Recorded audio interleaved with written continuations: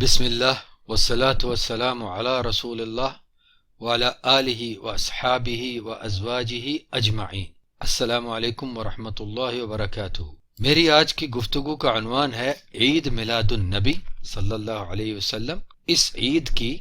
شرعی حیثیت اور اس کی تاریخ کیا ہے کہ یہ کب، کہاں، کس نے اور کیوں شروع کی۔ اپنی بات آگے بڑھانے سے پہلے میں اپنے تمام محترم سامعین بھائیوں اور بہنوں سے خصوصی طور پر گزارش کرتا ہوں کہ میری ساری بات کو بڑی ہی توجہ کے ساتھ، تسلی کے ساتھ اور بڑے ہی تحمل کے ساتھ سنیے گا۔ اگر وہ بات آپ کو اچھی نہ بھی لگ رہی ہو، اگر آپ اس کو غلط بھی سمجھ رہے ہوں، تو کم از کم ایک دفعہ اس کو پورا سن لیجئے۔ اس کے بعد اگر آپ کے پاس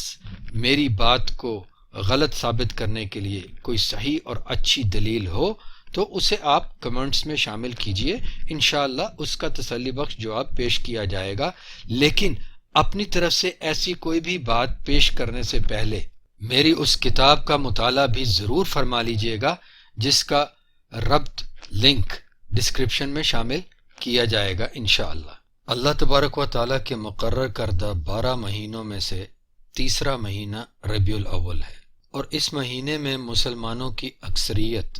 اپنے نبی کریم محمد صلی اللہ علیہ وعلی آلہ وسلم کی محبت میں ایک ایسا کام کرتی ہے جسے عید میلاد النبی کہا جاتا ہے۔ یہ عید منانے کے دوران ڈھیروں ایسے کام کیے اور کروائے جاتے ہیں جو سراسر گناہ ہیں، مثلا موسیقی کا استعمال، کافروں کے تہواروں کی نقالی کرتے ہوئے چراغاں کیا جانا، آتش بازی کیے جانا، لاکھوں روپیہ بالکل ضائع کر دیا جانا۔ مثال کے طور پر جھنڈے، جھنڈیاں، بینرز، سٹیکرز وغیرہ پر خرچ کیا جانا، جبکہ یہی پیسہ سینکڑوں غریبوں کی بنیادی ضروریات زندگی پورا کرنے پر بھی تو خرچ کیا جا سکتا ہے۔ جو غریب اپنی 2 وقت کی روٹی، مناسب لباس، ضروری علاج اور تعلیم تک سے محروم ہیں۔ رسول اللہ علیہ السلام نے ایسے غریبوں، ناداروں، یتیموں اور بیواؤں کی مدد کرنے کی تعلیم دی ہے، نہ کہ ان کی عید میلاد منانے کی۔ لہذا عید میلاد یعنی سالگرہ، یوم پیدائش منانا ایک ایسا عمل ہے جس کی محمد علیہ السلام کی لائی ہوئی شریعت میں نہ کوئی تائید ہے نہ کوئی تصدیق ہے، بلکہ یہ رسول اللہ محمد صلی اللہ علیہ وعلی آلہ وسلم کے صدیوں بعد کے لوگوں کا بنایا ہوا، خود ساختہ، گھڑا ہوا کام ہے۔ جی ہاں، ایسا ہی ہے۔ کیا آپ جانتے ہیں کہ عید میلاد کی شرعی حیثیت کیا ہے اور عید میلاد منانے کی تاریخ کیا ہے؟ عید میلاد منانا کب اور کس نے شروع کیا؟ تو سنیے میرے محترم سامعین، عید میلاد یعنی سالگرہ، یوم پیدائش یا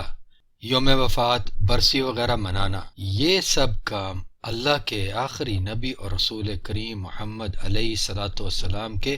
لائے ہوئے دین میں لوگوں کے بنائے ہوئے کام ہیں۔ نہ تو اللہ تبارک و تعالیٰ نے ان کاموں میں سے کوئی کام کرنے کا حکم دیا، اور نہ ہی اللہ کے رسول کریم علیہ السلام نے ان کاموں میں سے کوئی کام کیا یا کرنے کا حکم دیا یا کرنے کی کوئی ترغیب بھی دی۔ کسی سمجھدار شخص کے لیے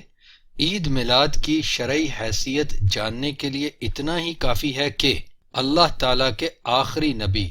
اور رسول کریم محمد صلی اللہ علیہ وعلی آلہ وسلم نے نہ تو کبھی خود اپنا یوم پیدائش منایا، نہ ہی کبھی اپنا یا کسی کا یوم پیدائش یا یوم وفات منانے کی کوئی تعلیم دی، نہ ہی خلفائے راشدین اور صحابہ رضی اللہ عنہم اجمعین، پھر ان کے شاگرد تابعین، پھر ان کے شاگرد تبع تابعین میں سے کسی نے یہ کام کیا۔ خیر والے ان 3 زمانوں میں ہی نہیں بلکہ تقریباً 600 سال تک امت میں کسی نے یہ کام نہیں کیا۔ لہذا یہ یقینی ہے کہ رسول اللہ محمد صلی اللہ علیہ وعلی آلہ وسلم کی پیدائش کے دن کو کسی طور پر بھی تہوار یا عید بنانا دین میں ایک نیا کام ہے، کیونکہ ایسا کرنے کی کوئی دلیل نہیں ہے۔ نہ رسول اللہ علیہ صلاۃ والسلام کی سنت شریفہ میں، نہ صحابہ رضی اللہ عنہم کی سنت شریفہ میں،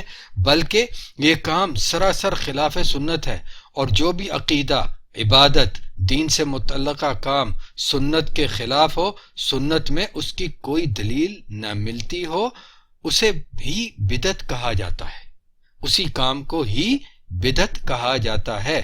اور ہر بدعت گمراہی ہے، ہر گمراہی جہنم میں جانے والی ہے۔ کسی بدعت کو اچھا اور کسی بدعت کو برا کہنے کی کوئی گنجائش نہیں، یعنی بدعت سیئہ اور بدعت حسنہ کی تقسیم کی کوئی گنجائش نہیں، بلکہ میں تو یہ کہتا ہوں کہ بدعت میں یہ تقسیم بذات خود ایک بدعت ہے۔ رسول اللہ علیہ الصلوۃ والسلام کا فیصلہ ہے فَإِنَّ مَن يَعِيشُ مِنكُمْ فَسَيَرَى اخْتِلَافًا كَثِيرًا فَعَلَيْكُمْ بِسُنَّتِي وَسُنَّةِ الْخُلَفَاءِ الرَّاشِدِينَ الْمَهْدِيِّينَ عَضُّوا عَلَيْهَا بِالنَّوَاجِذِ وَإِيَّاكُمْ وَمُحْدَثَاتِ الْأُمُورِ فَإِنَّ كُلَّ بِدْعَةٍ ضَلَالَةٍ وَكُلَّ ضَلَالَةٍ فِي النَّارِ۔ لہذا تم میں سے جو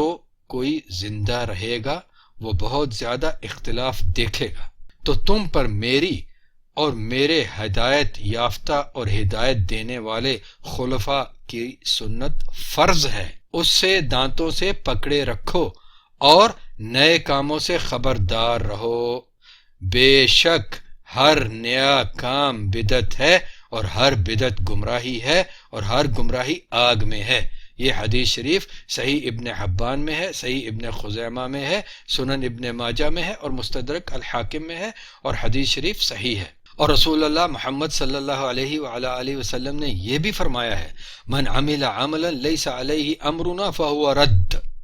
جس نے ایسا کام کیا جو ہمارے معاملے یعنی ہمارے کیے ہوئے کاموں کے مطابق نہیں، ہمارے دین کے مطابق نہیں، وہ کام مردود ہے۔ صحیح بخاری کتاب بدء الوحی باب 20 اور صحیح مسلم حدیث 1718۔ یعنی ہر وہ کام جو رسول اللہ علیہ الصلوۃ والسلام کے کاموں کے مطابق نہیں، وہ کام کرنے والے پر مردود ہے، خواہ کوئی اس کے لیے اپنی سوچ و فکر کے مطابق کتنی ہی دلیلیں پیش کرتا رہے۔ میرا موضوع اس وقت بدعت کے بارے میں بات کرنا نہیں، یہ تو صرف ایک تعارف کے طور پہ آپ کو سمجھانے کے طور پہ یہ بتایا ہے۔ میرے محترم سامعین، یہ بھی تو سوچئے اور سمجھیے کہ ہم اہل سنت والجماعت کے کسی بھی امام کی طرف سے اس کام یعنی عید میلاد منانے کا کوئی ذکر وارد ہوا ہے کہ انہوں نے یہ عید منائی ہو؟ اور تو آپ چھوڑیے، ان کو دیکھیے جن کو کچھ ہمارے مسلمان بھائی امام اعظم کہتے ہیں، جبکہ یہ بھی رسول اللہ علیہ الصلوۃ والسلام کے برابر قرار دینا ہے کہ ان صلی اللہ علیہ وعلی آلہ وسلم کی بجائے کسی اور کو امام اعظم کہا جائے۔ انسانی تاریخ گواہ ہے کہ محمد رسول اللہ علیہ الصلوۃ والسلام سے اعظم کوئی امام نہیں ہوا اور نہ ہی ہو سکتا ہے، لیکن ان کے علاوہ کسی اور کو امام اعظم کہنے والے میرے وہ کلمہ گو بھائی جو عشق اور عظمت رسول صلی اللہ علیہ وسلم کے واشگاف دعویٰ دار ہیں، جب انہیں یہ کہا جاتا ہے کہ آپ کا دعویٰ عشق، اس دعویٰ عشق کے بطلان کے لیے تو اتنا ہی کافی ہے کہ آپ رسول اللہ محمد صلی اللہ علیہ وعلی آلہ وسلم کے علاوہ کسی اور کو امام اعظم کہتے ہیں، تو میرے وہ بھائی اپنے اس دعوے سے بھی بڑھ کر عجیب اور غریب تعویلات پیش کرتے ہیں، اور عربی کی اس کہاوت کے مصداق دکھائی دیتے ہیں کہ العذر اقبح من الذنب، یعنی بہانہ بازی گناہ سے بھی بری چیز ہوتی ہے۔ بہرحال میرے سامعین کرام، اس وقت میرا موضوع یہ نہیں ہے، ہم اپنی بات کی طرف واپس آتے ہیں۔ تو میں یہ کہہ رہا تھا کہ امام ابو حنیفہ نعمان بن ثابت علیہ رحمت اللہ کی طرف دیکھیے، کیا ان کو بھی قرآن کی ان آیات اور رسول اللہ علیہ الصلوۃ والسلام کے پیر کے دن روزہ رکھنے کی اور عباس رضی اللہ تعالیٰ عنہ کے ابو جہل کے بارے میں دیکھے ہوئے خواب کی اور جو دیگر تعویلات پیش کرتے ہیں، یہ جو آیات پیش کرتے ہیں ہمارے بھائی عید میلاد منانے کے دلیل کے طور پہ، میں ان آیات کی بات کر رہا ہوں، اور انہی دلائل میں سے یہ ہے کہ نبی علیہ السلام پیر کو روزہ رکھتے تھے، عباس رضی اللہ تعالیٰ عنہ نے ابو جہل کے بارے میں جو خواب دیکھا، اور زمانے اور وقت کے مطابق محبت اور عظمت رسول کے انداز اظہار میں تبدیلی کرنے کی وجہ وغیرہ وغیرہ وغیرہ. تو یہ ساری باتیں، یہ قرآن پاک کی یہ آیات اور یہ واقعات جن کو یہ دلیل بنانے کی کوشش کرتے ہیں میرے عید میلاد منانے والے بھائی، ان سے پوچھئے کہ کیا امام ابو حنیفہ نعمان بن ثابت رحمۃ اللہ علیہ، کیا ان کو قرآن کی ان آیات کی اور ان واقعات کی کوئی سمجھ نہ آئی؟ وہ سمجھ نہ آئی جو سمجھ آپ لوگوں کو آ گئی ہے. آپ تو امام ابو حنیفہ رحمۃ اللہ علیہ کے پیروکار ہونے کا دعویٰ کرتے ہیں اور انہیں امام اعظم قرار دیتے ہیں، تو پھر امام اعظم علیہ رحمۃ اللہ آپ کے کہنے کے مطابق کیا ان کو معاذ اللہ ان چیزوں کی سمجھ نہیں آئی جو آپ کو 1400 سال بعد آ گئی اور آپ یہ دلیلیں بنا کے چلے آئے؟ جبکہ ابو حنیفہ رحمۃ اللہ علیہ نہ تو حکومت کرنے والوں میں سے تھے، نہ جہاد کرنے والوں میں، کہ ان کاموں میں مشغول رہنے کی وجہ سے میلاد کی طرف توجہ نہ فرما سکتے، جیسا کہ میلاد منانے والے بھائی فلسفہ پیش کرتے ہیں. اگر امام ابو حنیفہ رحمۃ اللہ علیہ کو بھی وہی سمجھ آئی تھی اور وہی ضرورت محسوس ہوئی تھی تو انہوں نے میلاد کیوں نہیں منائی، یا کم از کم کوئی بات ہی میلاد کے بنانے کے بارے میں فرما دی ہوتی. اور اگر انہیں سمجھ نہیں آئی تھی تو پھر ان کی امامیت کیسی؟ اور پھر تو جو ان کے بعد جنہیں یہ سمجھ آئی ہے وہ ان سے بڑے امام ہو گئے نا،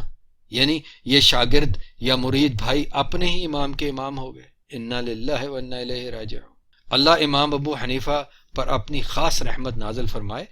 ہمارے چاروں بڑے اماموں میں سے سب سے زیادہ مظلوم امام ہیں کہ ان کے اپنے ہی پیروکار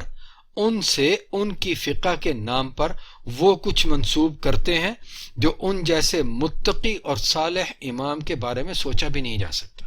تو میرے محترم سامعین، یہاں تک یہ بات بہت واضح ہو گئی انشاءاللہ کہ یہ عید میلاد منانا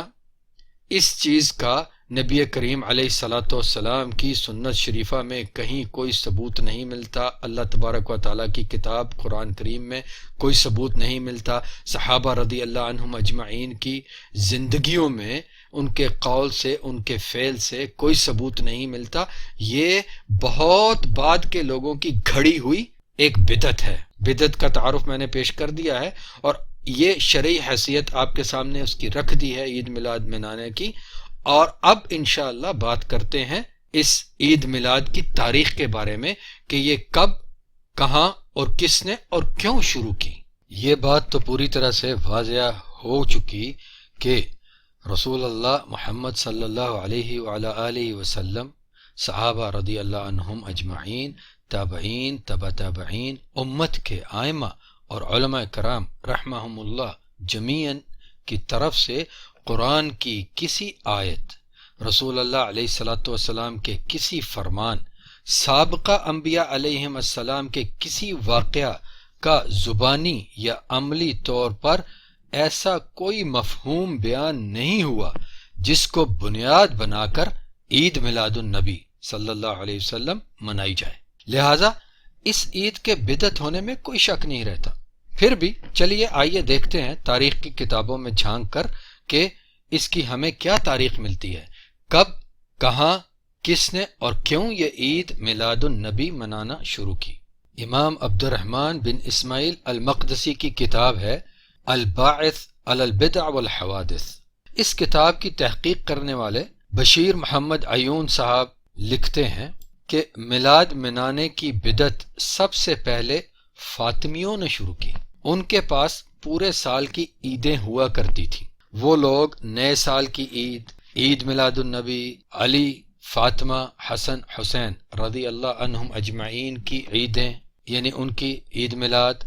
اور خلیفہ وقت جو ان کا خلیفہ وقت ہوتا تھا اس کی عید میلاد منایا کرتے تھے. اور اس کے علاوہ نصف رجب، 15 رجب کی رات، شعبان کی پہلی اور آخری رات، رمضان کی پہلی، درمیانی اور ختم قرآن والی رات،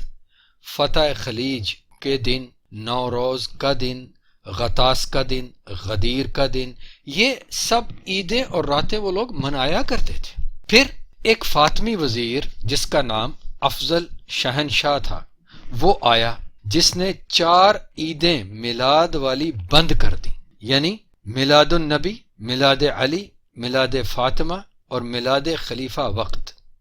پھر اس کے بعد المامون البطاحی نے دوسرے خلیفہ العامر باحکام اللہ کے دور میں ان میلادوں کو دوبارہ چالو کروا دیا، یہاں تک کہ سلطان صلاح الدین ایوبی رحمہ اللہ علیہ کی خلافت قائم ہوئی تو یہ تمام کی تمام عیدیں، میلادیں، راتیں وغیرہ وغیرہ سب بند کر دی گئیں۔ لیکن اربل کے حکمران جس کا نام مظفر الدین کوکبری ابو سعید تھا، اس کوکبری نے جو سلطان صلاح الدین ایوبی کی بہن ربیہ کا خاوند تھا، یعنی ان کا بہنوئی تھا، اس کوکبری نے اپنے ایک سرکاری مولوی عمر بن محمد موصلی کی ایما پر، یعنی اس کی شے پر، اس کے کہنے پر 650 ہجری میں دوبارہ اس بدعت کا آغاز کیا۔ تو یہ ہے عید میلاد النبی منانے کی تاریخ۔ اس تاریخی حوالے سے یہ پتہ چلتا ہے کہ امت اسلام میں عید میلاد کی عیدیں منانے کی بدعت ایک فاطمی عبیدی حکمران المعز الدین، جس کا پورا نام تھا المعز الدین اللہ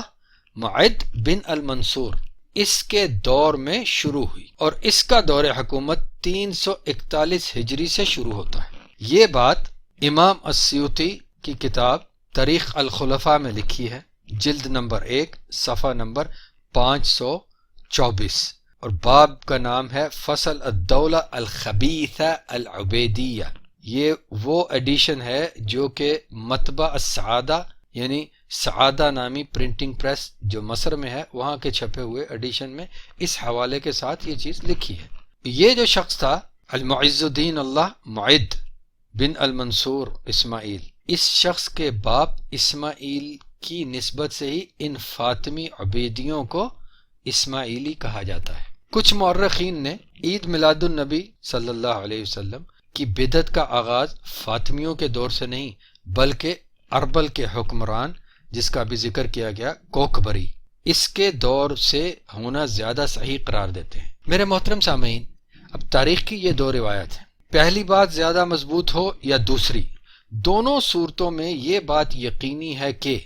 عید میلاد نام کی کوئی چیز اللہ کی شریعت مکمل ہونے کے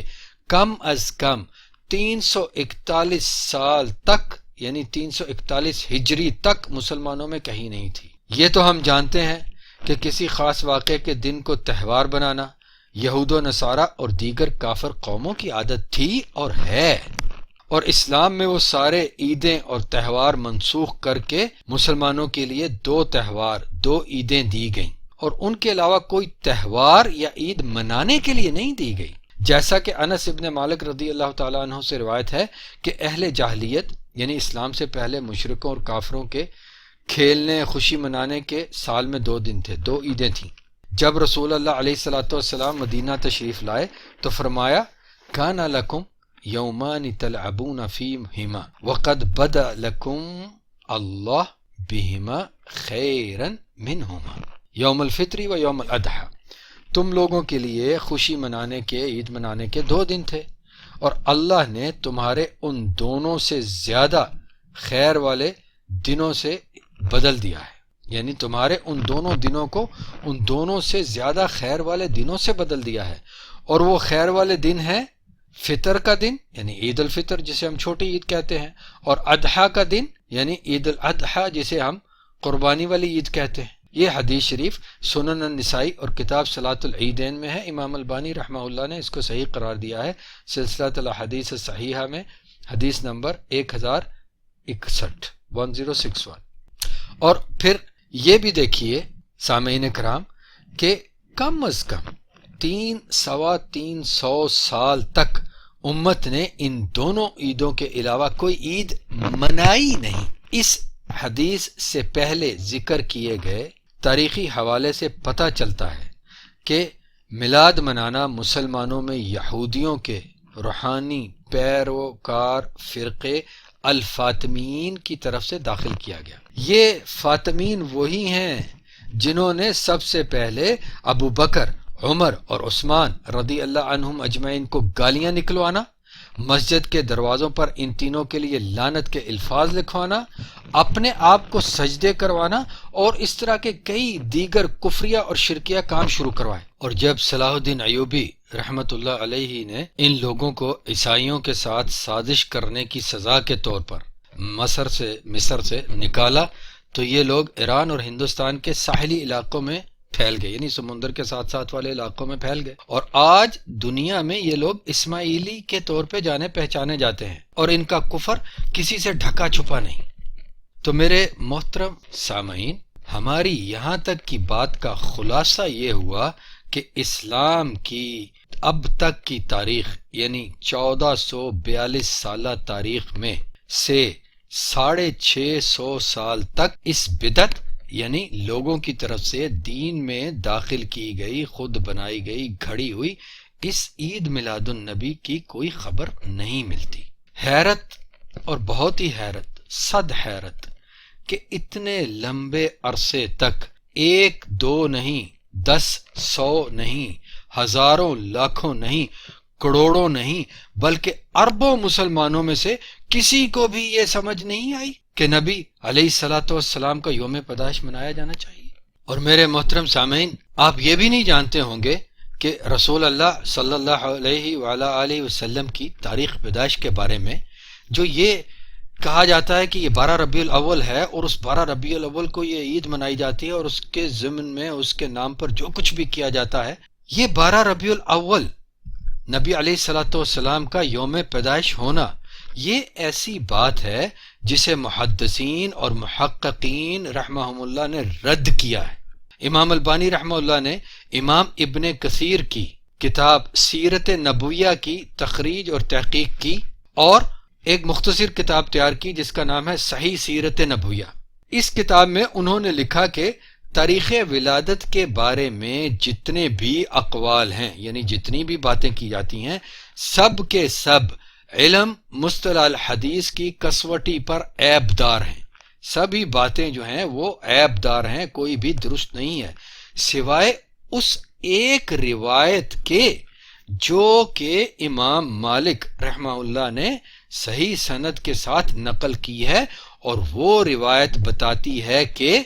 تاریخ ولادت 8 ربیع الاول ہے۔ جی سامعین کرام، 8 ربیع الاول، نہ کہ 12 ربیع الاول۔ امام محدث عبد الرحمن السہیلی جن کی وفات 581 ہجری میں ہوئی، انہوں نے اپنی کتاب الروض الانف میں لکھا کہ 12 ربیع الاول والی ساری کی ساری روایات، ان کا مدار یعنی ان کی بنیاد ایک شخص پر ہے، ایک اس راوی پر ہے جس کا نام ہے زیاد بن عبداللہ البکائی، اور یہ راوی ضعیف ہے یعنی کمزور ہے، اس کی کہی گئی بات کو قبول نہیں کیا جائے گا۔ اور یہ اس راوی کے بارے میں یہ فیصلہ امام شمس الدین الذہبی محمد بن احمد امام الذہبی رحمہ اللہ نے اپنی کتاب من تکلم فیہ میں بیان کیا ہے۔ مزے کی بات جو کہ امام محمد بن محمد ابن خلکان جن کی وفات 681 ہجری میں ہوئی، انہوں نے اپنی کتاب وفیات الاعیان میں لکھا ہے، اس مظفر الدین الکوکبری کے بارے میں جس کی بات کی جا چکی ہے، اس کے بارے میں امام محمد بن محمد ابن خلکان نے لکھا ہے کہ یہ شخص الکوکبری ابو سعید ایک سال تو 8 ربیع الاول کو اور اگلے سال 12 ربیع الاول کو میلاد کیا کرتا تھا، کیونکہ یہ دو مختلف روایات ہیں۔ میلاد منانے اور منوانے والے میرے کلمہ گو بھائیوں سے یہ پوچھنا چاہیے کہ وہ کس بنیاد پر 12 ربیع الاول کو ہی درست تاریخ جانتے ہیں۔ امام سہیلی نے اپنی کتاب جس کا ابھی میں نے ذکر کیا الروض الانف میں لکھا کہ رسول اللہ علیہ السلام کی تاریخ وفات کے بارے میں صحیح اور حق بات یہی ہے کہ وہ 12 ربیع الاول ہے۔ اب میں میلاد منوانے اور منانے والے اپنے مسلمان بھائیوں اور بہنوں سے پوچھتا ہوں کہ رسول اللہ علیہ السلام کی پیدائش زیادہ بڑی خوشی ہے یا ان کا دنیا سے رخصت ہو جانا زیادہ غم اور اندوہ؟ اللہ تبارک و تعالیٰ کی وحی کا قیامت تک کے لیے رک جانا، ہمیشہ ہمیشہ کے لیے رک جانا، یہ زیادہ غم والی بات ہے یا نبی علیہ والسلام کی پیدائش جس پر خوشیاں منائی جاتی ہیں اور تاریخ بھی غلط منائی جاتی ہے۔ اس کا یہ مطلب ہرگز نہیں کہ وہی کوکبری والا کام شروع کر دیا جائے کہ ایک سال 12 کو منا لو، ایک سال 8 کو منا لو۔ یہ کس 8 کو منائیے یا 12 کو، دونوں صورتوں میں یہ کام اللہ تبارک و تعالی اور اس کے نبی کریم محمد صلی اللہ علیہ وعلی آلہ وسلم اور صحابہ رضی اللہ عنہ اجمعین سب کے ہی کام کے خلاف ہے۔ اس اللہ تبارک و تعالی کے دین میں گھڑا ہوا ایک اضافی کام ہے۔ عید میلاد النبی کے منانے بلکہ منوانے والے میرے بھائی بہن اس کام کو دینی کام اور نیکی کا کام دکھانے کے لیے رسول اللہ محمد صلی اللہ علیہ وعلی آلہ وسلم سے محبت والا کام سجھانے کے لیے قرآن کریم کی کچھ آیات اور کچھ عقلی دلائل پیش کرتے ہیں۔ قرآن پاک کی ان آیات کو دلائل بنانے کے جواب میں تو اتنا کہنا ہی کافی ہے کہ اگر قرآن شریف کی ان آیات سے مراد میلاد النبی منانا ہوتا تو خود نبی اکرم صلی اللہ علیہ وسلم اور ان کے صحابہ رضی اللہ عنہم اجمعین سب سے پہلے میلاد مناتے، جبکہ ایسا کچھ نہیں ہوا۔ عید میلاد منانے اور منوانے والے میرے کلمہ گو بھائیوں اور بہنوں کے فلسفیانہ دلائل کی بھی کوئی دلیل نہیں، نہ قرآن کریم میں، نہ صحیح ثابت شدہ سنت شریفہ میں، نہ صحابہ رضی اللہ عنہم اجمعین کے کاموں میں اور باتوں میں۔ قرآن پاک کی جن آیات اور رسول اللہ علیہ والسلام کی جن احادیث اور صحابہ کے جن اقوال کو میرے یہ بھائی بہن اپنے ہی طور پر اپنی کی گئی تفسیر میں، اپنی بنائی ہوئی شرع میں